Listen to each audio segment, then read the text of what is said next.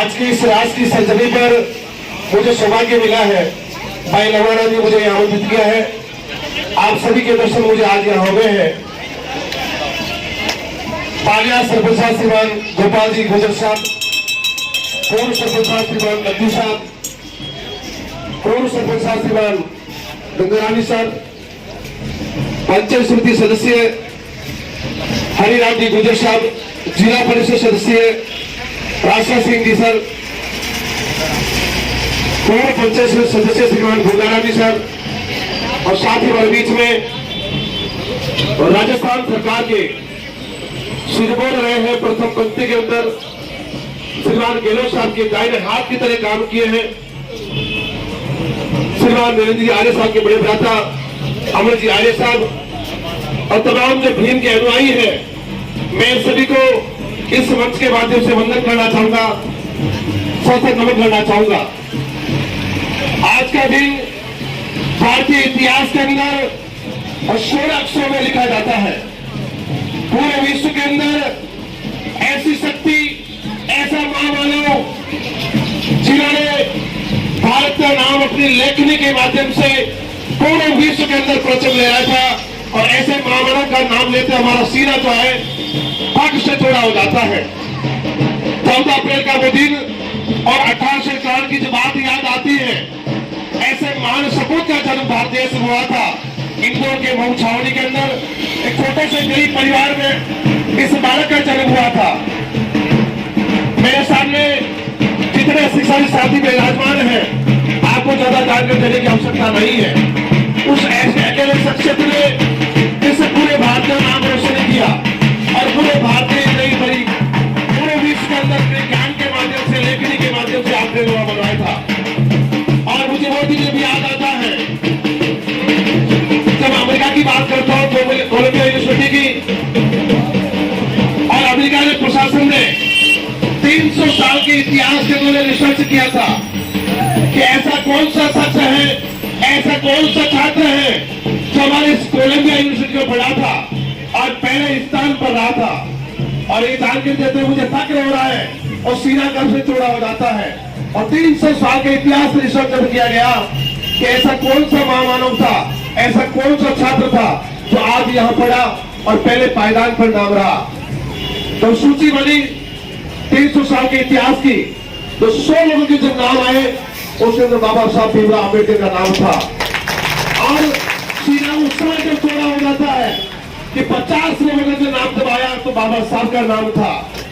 जब सूची बनी कि 10 नाम चयनित किए जाए 50 में से, उसके अंदर बाबा साहब का नाम था। अगर बात आती है पहले पायदान पर, और उस समय मेरा सीना चौड़ा हो जाता है, पूरे विश्व के अंदर जो पहला नाम आया था डॉक्टर भीमराव अम्बेडकर था। तो पूरे विश्व के अंदर अमेरिका के कोलंबिया के सामने आपके उनकी मूर्ति लगी हुई है, और वहां पर अमेरिका के राष्ट्रपति ने यह शब्द कहे थे, और वो ज्ञान के प्रतीक के रूप के अंदर सिंबल ऑफ नॉलेज से नवाजा था। ऐसे हमारे डॉक्टर बी.आर. अम्बेडकर थे। इनके लिए आप जोरदार ताली कीजिए महामानव के लिए। और मैं कहना चाहूंगा, और मैं वैसे बात कहता रहता हूँ, अरे धारण करे धीर को वीर कहते हैं, और चीरने के लिए दुश्मन का अवसर वीर कहते हैं। अरे हो जाए जिसके नाम से सभी कष्टों का निवारण, उसे बाबा साहब वीर कहते हैं। साथियों, और किसी कवि ने बात कही थी, और कर सको तो अपनी वाणी में ऐसा असर पैदा करो, कर सको तो अपनी वाणी में ऐसा असर पैदा करो, और मोड़ दे जो रुका होगा, मोड़ दे जो रुका होगा, ऐसा जिगर पैदा करो। और जीना चाहते हो इस भारत देश के अंदर सम्मान के साथ, तो घर में अम्बेडकर पैदा करो, घर घर में अम्बेडकर पैदा करो। साथियों, कुछ लोगों ने इस महामानव केवल अपने ऐसी तक ही सीमित कर दिया, नहीं। बाबा साहब अम्बेडकर संपूर्ण भारत के थे और नारी रत्न के रूप में, और इन्होंने बाबा साहब ने संपूर्ण समाज को साथ लेके चले। जो लोगों की मानसिकता बना दी गई बाबा साहब ऐसे थे, नहीं। बाबा साहब ने वो काम किया था, शायद को शक्ति नहीं कर सकती, नारी शक्ति को जीने का अधिकार नहीं था, बराबर बैठने का अधिकार नहीं था, शिक्षा का अधिकार नहीं था, घूंघट प्रथा थी, दहेज प्रथा थी, छुआछूत थी, असमानता थी, और सबसे पहले जो हक दिलाया था वो बाबा साहब ने दिलाया था। और आपको समाज के माध्यम से कहना चाहूंगा, मैं ज्योतिबा फूले भी 3 दिन पहले उनकी आपकी जन्म शताब्दी थी, मैं ज्योतिबा फूले का नाम भी नहीं भूलना चाहूंगा। ऐसा महामानव और ऐसी शख्सियत पैदा हुई थी ज्योतिबा फूले ने, जिन्होंने कंधे से कंधा मिलाकर इस देश के अंदर छुआछूत के रूप में तो सबसे पहले काम किया था ज्योतिबा फूले ने। वो माली समाज से थे, तब तो उन्होंने सबसे पहले महिला शक्ति के लिए अपनी मिसेज को लगाया, अपनी पत्नी को लगाया और घर के अंदर 1854 के अंदर महिलाओं विधवाओं के लिए स्कूल खोला था। तो ऐसे लोग, जी हाँ, पूर्व सरपंच आज गुजर साहब और पंचायत सदस्य आप हैं और हमारे बीच आप बता रहे हैं, मैं भी आपकी समझ के वजह से देना चाहूंगा। साथियों, मैं बार बार कहना चाहूंगा बाबा साहब को, निसंदेह ऐसी हस्ती, ऐसी शख्सियत, जिस किसी शख्स ने बाबा साहब ने साहित्य पढ़ लिया हो तो मैं समझता हूँ कुछ गिनाने की आवश्यकता नहीं है कि केवल मानव मात्र के नहीं, पूरे संपूर्ण भारत के थे जिन्होंने नारी शक्ति के लिए, समाज के लिए, संपूर्ण भारत के लिए।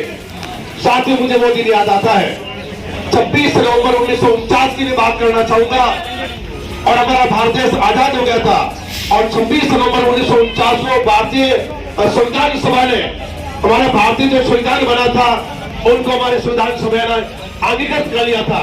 और बाबा साहब ने 2 वर्ष 11 माह और 18 दिन के अंदर ऐसा संविधान लिखा जो संपूर्ण विश्व के अंदर सबसे बड़ा है और ऐसा संविधान लिखा जो मानव मात्र के लिए, सभी के कल्याण के लिए, सभी नारी शक्ति हो, समाज हो, पुरुष हो, जो भी भारत का नागरिक है उनको सम्मानता का अधिकार दिया, किसी के साथ कोई भेदभाव नहीं किया। ऐसा संपूर्ण संविधान के निर्माता डॉक्टर बी आर अम्बेडकर थे। साथियों, जिस समय डॉक्टर राजेंद्र प्रसाद जी के सानिध्य में संविधान सभा की जो गठित कमेटी बनी थी, उनके अध्यक्ष डॉक्टर राजेंद्र प्रसाद थे और उनके साथ 7 सदस्यों की कमेटी बनी थी और उनको एक जिम्मा दिया गया था कि भारत का संविधान लिखना है। भारत स्वतंत्र हो चुका है, भारत का संविधान कौन लिखे।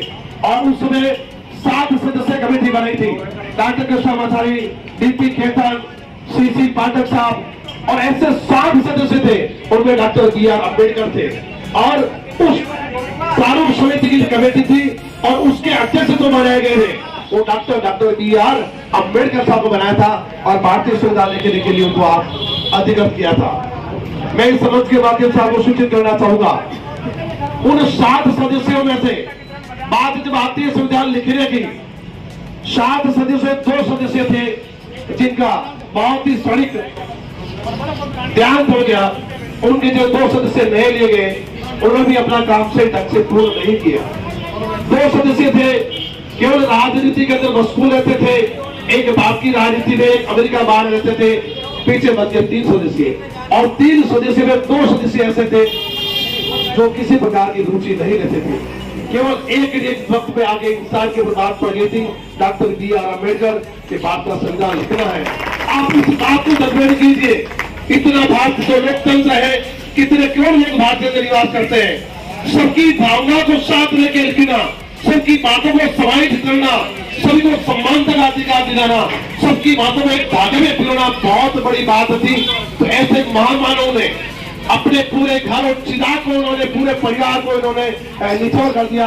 और बात जब आती है प्रथम गोलमेज सम्मेलन की, साथियों 1930 की जब भारतीय गोलमेज सम्मेलन की बात, उस समय बाबा साहब को बुलाया गया था और उस समय बाबा साहब जो रवाना हुए थे और उनका एक छोटा पुत्र था राजरतन, आप उन्हें जानकर अच्छोदित करना चाहूंगा। इधर राजरतन की आपकी लाश पड़ी थी और बाबा साहब वहां गोलमेज सम्मेलन के तैयार थे। बड़े भाई ने समाचार भी गए थे कि बाबा साहब आपका जो सुपुत्र है इस दुनिया में राजरतन नहीं रहा है, आप उनको दफनाने के लिए चलिए। तो बाबा साहब ने उस समय बात गई थी और सीना गर्व से थोड़ा हो जाए कि भाई आज मेरा बेटा मरा है, कोई गम नहीं। आज भी मैं वहां नहीं गए गोलमेज सम्मेलन के अंदर, और जितने भारतीय नागरिक हैं तो छुआछूत से ग्रसित है, असमानता से ग्रसित है, मानव मात्र के सम्मान का व्यवहार नहीं करते हैं। एससी, एसटी, ओबीसी, माइनॉरिटी, अभी आप बहुत नीचे हैं। बात सम्मानता करने के लिए गोलमेज सम्मेलन जाना जरूरी है। मेरा पुत्र तो चला गया और मेरे पीछे लाखों जो जनसंख्या मेरे सपूत है, उनके लिए मुझे आज जाना जरूरी है। उस समय सीना कर से छोड़ा उसका ऐसा महामानव था, अपने पुत्र का दाह संस्कार नहीं करके भी और सीधा आपके अमेरिका पहुंचा और गोल्डन समझ के भाग लिया। तो ऐसे बाबा साहब डॉक्टर B.R. अम्बेडकर थे, जिन्होंने संपूर्ण जाति के लिए, मानव मात्र के लिए, नारी शक्ति के लिए, लोक कल्याण की भावना के लिए, समतामूलक समाज की भावना के लिए, सबको साथ लेकर के चलने के लिए उन्होंने अपने भारत का संविधान लिखा था। इसलिए ऐसे महान पुरुष केवल SC/ST के नहीं है, संपूर्ण मानव मात्र के थे, पूरे भारत के थे। इस बात को बुझाना पड़ेगा। और ज्योतिबा फुले की बात को भी बार बार नमन करना चाहूंगा। पहला शख्स था, साथ ही उसकी पत्नी जब पढ़ने के लिए जाती थी, विधवा स्त्री को पढ़ने के लिए जाती थी, तो उनके लोग गोबर से उनके ऊपर आके कीचड़ उछालते थे। वो लेडीज अपने साथ थैले के अंदर 2 साड़ी लेके जाती थी, माली समाज की थी, परंतु उन्होंने उस समय ऐसा बीड़ा उठाया था और नारी शक्ति के लिए पहला स्कूल खोला था 1854 में, 1848 में। और विधवा ऐसी महिलाएं जो लोग गलत काम करके छोड़ देते थे, उन बालिकाओं को उन्हें आश्रय दिया और उन लोगों ने बिड़ा करके, उनके पिताजी को बिड़ा करके उनको घर से बाहर निकाल दिया, ज्योतिबा फुले को, उनकी पत्नी को। फिर भी उन्होंने अलग रह करके मानव मात्र के और नारी कल्याण के लिए काम किया। माली समाज से होते उन्होंने SC/ST OBC माइनॉरिटी के लिए और मानव मात्र के लिए पहले शिक्षिका थी। आपके कौन सी थी साथियों? मैं इस समझ के बाद किसी कटरी नहीं करना चाहूंगा कि बात जो समतामूलक समाज की आती है तो वास्तव सावित्रीबाई फुले थी, वो नारी शक्ति थी, तो पहली शिक्षिका थी जिन्होंने नारी कल्याण के लिए पहली शिक्षिका थी और उन्होंने अलग जगह थी महिलाओं के लिए। उस नारी के लिए 14 के लिए ज्योतिबा फुले, सावित्रीबाई फुले और डॉक्टर B.R. अम्बेडकर एक दूसरे के पूरक रहे हैं, जिन्होंने मानव मात्र के लिए और कल्याण के लिए काम किया। साथियों, तो ऐसे महामानव का आज जन्मोत्सव है। हम सब आज राष्ट्र की सरजमी पर सब एकत्र होकर के आज मना रहे हैं। हमारा सीना गर्व से छोड़ा हो सकता है। और बाराक ओबामा जो अमेरिका के राष्ट्रपति थे, उन्होंने कहा था कि बाबा साहब अम्बेडकर यदि हमारी अमेरिका के अंदर पैदा होते, हमें इसको सूर्य कहते हैं। आप अंदाजा लगा सकते हो कि ऐसी मान शक्ति पूरे विश्व में उन्होंने कहा था कि बाबा साहब हमारे यहाँ पे पैदा होते तो हम उनको सूर्य कहकर पुकारते। और नेल्सन मंडेला जो कि आपके दक्षिण अफ्रीका के राष्ट्रपति थे, उन्होंने भी कहा था कि भारत से अंदर कोई चीज लेने की है तो एक ही चीज है, वो है भारत का संविधान, जिससे वे कुछ सीख सकते हैं। इतना सुंदर संविधान लिखा था बाबा साहब ने, तो निस्संदेह बने के पात्र है।